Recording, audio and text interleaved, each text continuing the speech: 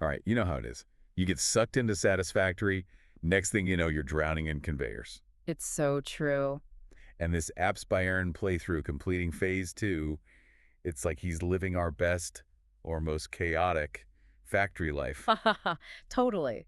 That transition to phase 3, it's where things get serious. Real talk, though. When he starts battling those underground belts, been there, done that, felt the pain. Oh, it's a classic Satisfactory rite of passage. Spaghetti junctions, we've all been there. It's like you hit a wall and suddenly just enthusiasm isn't enough. Right. It's like you need a whole new strategy. Exactly, and that's where it gets into Satisfactory Calculator and Satisfactory Tools. It's next level planning. Okay, I've heard about these tools, but to be honest, I've been a little intimidating. They sound scarier than they are. It's like imagine telling a computer, hey, I need 100 iron plates per minute. And it's like, boom, it tells you exactly what to build. Yeah. Materials, machines, power, the works. Visualized right there for you. So no more spreadsheet nightmares. No more spreadsheets. And you can even see your entire factory like uploaded from your save file. No way. Yep. Spot bottlenecks, inefficiencies. It's a game changer. Organized chaos, that's what I call it. But speaking of organization, did you catch that bit with the 8x8 grids? Yeah, he's trying to standardize everything, right? Like building with giant Legos. But those snapping mechanics, they weren't cooperating. All those gaps. It's the worst. Like a puzzle that's almost, but not quite right. And it's reassuring in a way to see even Apps by Aaron get frustrated. Oh, for sure. He's like the rest of us. But he keeps at it. Trying different things, to figure out what's going wrong. It's that persistence that makes him such a great player to watch. But hold on, he just said something kind of bold. He thinks Satisfactory might be better than Factorio. He did, didn't he? And you know what? There's something to be said for Satisfactory's blend of building and exploring. It's addictive. Totally. But he did mention Factorio 2 is coming out, so who knows? Maybe that'll change things. It's like he's always got one eye on Factorio, but he can't deny the pull of Satisfactory. And who can blame him? Yeah. Especially with those jetpacks about to drop. Game changer. He even said it's like getting the power of flight, which, let's be real, in a game about building massive factories, pretty accurate.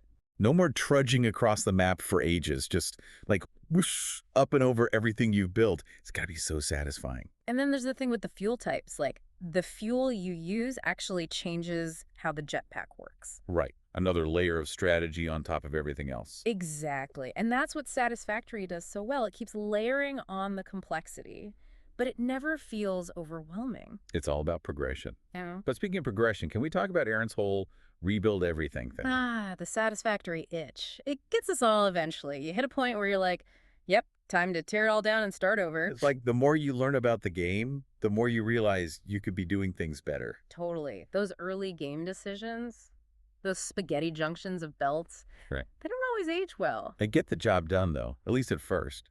Oh, absolutely. Early game is all about function over form. Just got to get those factories pumping.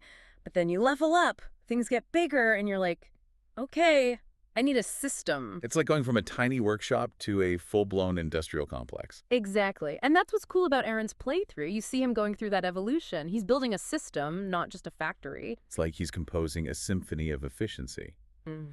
But even with all the planning, there are always those moments, right? The satisfactory quirks. Totally. And he had one of those moments when he was down there messing around with the underside of his factory. Oh yeah, that whole section was wild. Like up top, everything's pristine, organized, and then underneath, it's just chaos. It's like the game is reminding you, hey, even the most advanced factories have their dirty secrets. It's humbling. For sure. But it's also a good reminder that it's not always about being perfect. Sometimes you just got to get in there, get your hands dirty, and make it work. It's true, though. Sometimes you got to just dive into the mess and figure it out. But that's satisfactory for you. Always keeps you on your toes. Yeah, and that's what keeps it interesting, right? That constant push to improve, to refine your systems. You never really beat satisfactory. You just keep making it better. Yeah. And speaking of making things better, Aaron's about to unlock oil. Oh, yeah, that's a whole other ball game. It's like the game throws you in the deep end again. Just when you thought you were getting a handle on things. New resources, new recipes. Suddenly your factory's got to produce plastic and rubber and all this stuff you've never even thought about. But it's exciting too, right? Because now you can build even bigger and more complex things, like that mall he keeps talking about. It's, like you said earlier, going from tree houses to skyscrapers. Exactly. The scale just keeps growing. And the potential for disaster too, let's be honest. Oh, yeah. Oil can be a fickle mistress. One minute your factory's humming along, the next minute it's a giant fireball. But Aaron, he seems to be thinking ahead, planning for the oil production and how it's all going to fit into his grand vision for the mall. It's like he's playing 4D chess with conveyors and refineries, always thinking several steps ahead.